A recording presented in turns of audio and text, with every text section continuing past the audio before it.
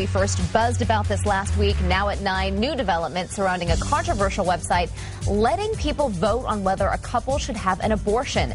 The woman behind it, Alicia Arnold, has been fired for running the website.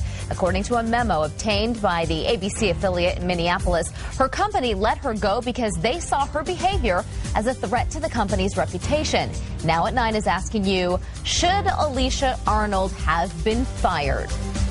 Tough one, tough one. I mean, it's one of those things where obviously, who you work for, they oftentimes have a right to decide how you represent the company. Yeah. But at the same time, I mean, there needs to be a separation between what a person does in their personal life and what they do in their work life. But there's not anymore. I know. There's not anymore, and that's the thing. And as long as that's out there, and she's been making headlines, so of course they don't want to have any association with her, and I can't blame them. You know, I don't know if she has a legal leg to stand on if she tries to fight this, but I can tell you, I do not feel bad for her after what she did. Again, we discussed this last week. It's not a pro-life or pro-choice issue. It's how can you put something so personal online for a vote? It is such a personal and private issue, and it's just taking life so, with nothing, no regard. Hard to believe. Take a look at Facebook.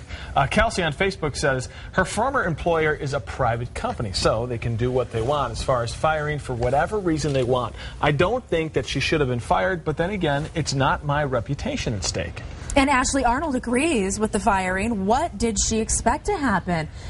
Pro-life or not, this is classless and distasteful, putting the life of your unborn child on the internet to be viewed like an object. For her action, this is the reaction. And so does Denise Dias. She agrees. She says, yes, I am a business owner, and I wouldn't want such a loser working for me. Someone who would do something like that, awful, to their child, can't care one bit about morals or ethics. A couple other comments here. Sasheen says, I applaud this company. Jorge says, wow, what is this world coming to? I'm speechless. And I'm not quite sure if he's talking about he's speechless because the company fired the woman or because of what the woman did in the first place. So clear that up for us on Facebook, Jorge, if you could, because I'm not quite sure. I'm thinking it's the latter. I think it's just pretty shocking about what she did. About what happened, yeah. Yeah, Scott Wilkie says, it shows poor judgment on her part. Employers should be able to fire someone who has and displays poor judgment. Yeah, and Jackie Tomlinson says, I wouldn't want her to work for me, and I'm completely against her choice for such a horrible website.